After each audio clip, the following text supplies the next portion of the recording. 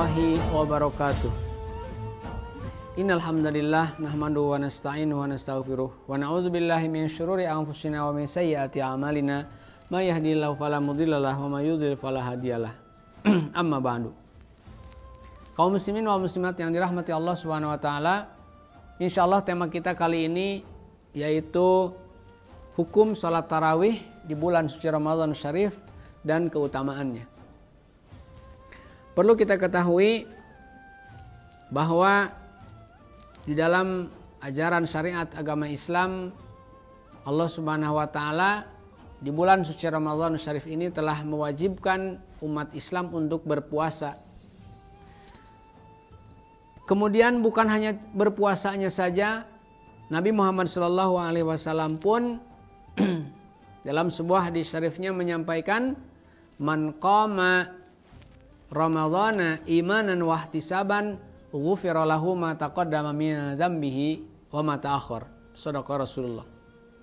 Berangkat dari hadis syarif ini, Nabi Muhammad SAW bersabda, barang siapa yang berdiri di malam hari, maksudnya menjalankan sholat sunnah tarawih di bulan suci Ramadan Syarif ini dengan landasan keimanan, dengan dasar keimanan, wahtisaban, tanpa mengharapkan balasan duniawi, maka ghufira lahu ma taqaddama min dzambihi wa ma ta'akhkhar. Dosa yang akan dia lakukan dan dosa yang sudah dia lakukan itu akan diampuni oleh Allah Subhanahu wa taala.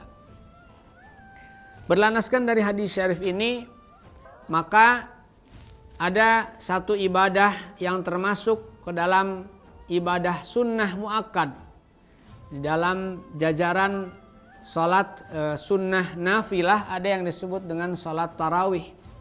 Kenapa dinamai dengan salat tarawih? Karena dalam pelaksanaannya dengan jumlah rakaat yang lumayan banyak dan umat manusia tidak setiap bulan, tidak setiap hari melaksanakan salat ini, maka ada istirahat, ada rehat, ada jeda di antara rakaat yang satu atau dengan di antara salam yang satu dengan salam yang lainnya. Makanya disebut salat tarawih, salat sunnah nafilah yang di dalamnya ada rahatnya, ada istirahatnya, ada jedanya di antara satu salam dengan salam yang lainnya. Hukum dari salat tarawih ini adalah sunnah muakkad dan termasuk ke dalam salat sunnah yang dianjurkan dilaksanakan dengan berjamaah. Jadi berbeda dengan salat sunnah rawatib, salat duha, ya. Tapi ini termasuk ke dalam jajaran salat sunnah yang dianjurkan dilaksanakan secara berjamaah, seperti hanya kita salat Idul Fitri, Idul Adha ataupun salat istisqa. Nah, jumlah rakaatnya sendiri ini adalah 20 rakaat. Lalu kemudian nanti bisa ditambahkan, akan ditambahkan dengan salat witirnya. Dalam mazhab Syafi'i paling sedikit salat witir itu 1 rakaat juga bisa. Tapi paling sedikitnya itu 3 rakaat sampai 11 rakaat. Nah, salat tarawih sendiri ini dilaksanakan 2 rakaat. Setiap 2 rakaat ini kita memberikan salam sampai 10 kali salam. Ketika itu di bulan suci Ramadan Syarif, Nabi Muhammad SAW keluar dari rumahnya 3 hari pertama di bulan Ramadan Syarif untuk melaksanakan salat tarawih ini. Lalu kemudian beliau di hari keempatnya tidak datang lagi ke masjid.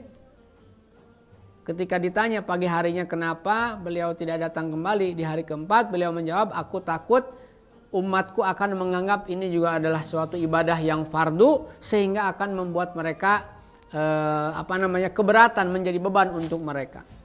Nah, setelah itu lalu kemudian di zaman Khalifah Umar bin Khattab radhiyallahu an dimulailah kembali salat tarawih ini dengan jumlah rakaat 20 rakaat sampai hari ini itu menjadi salat sunnah nafilah yang dilaksanakan oleh umat Islam di bulan suci Ramadan Syarif ini, berlandaskan dari hadis Nabi Muhammad SAW, man qama Ramadhana imanan wa ihtisaban ghufira lahu ma taqaddama min dzambi.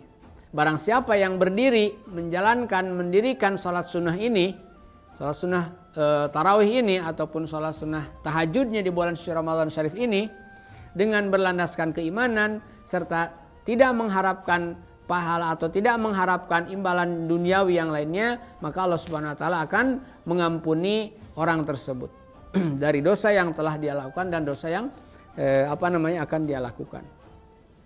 Selain itu, ini juga adalah merupakan bentuk kita bersyukur kepada Allah Subhanahu wa taala diberikan umur sehingga kita masih bisa bertemu kembali dengan bulan suci Ramadan Syarif ini, bulan suci yang sangat ditunggu-tunggu oleh umat Islam, di mana di dalamnya pahala kebaikan akan dilipat gandakan oleh Allah Subhanahu wa taala. Segala bentuk dosa akan diampuni oleh Allah Subhanahu wa taala, dan di bulan suci itu juga setan akan dibelenggu oleh Allah Subhanahu wa taala. Bulan yang di dalamnya terdapat maghfirah, rahmat, dan juga pengampunan dari api nerakanya Allah Subhanahu wa taala.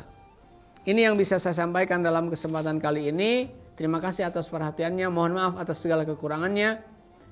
Hadanallahu wa iyyakum ajmain wal afu minkum. Wassalamualaikum warahmatullahi wabarakatuh.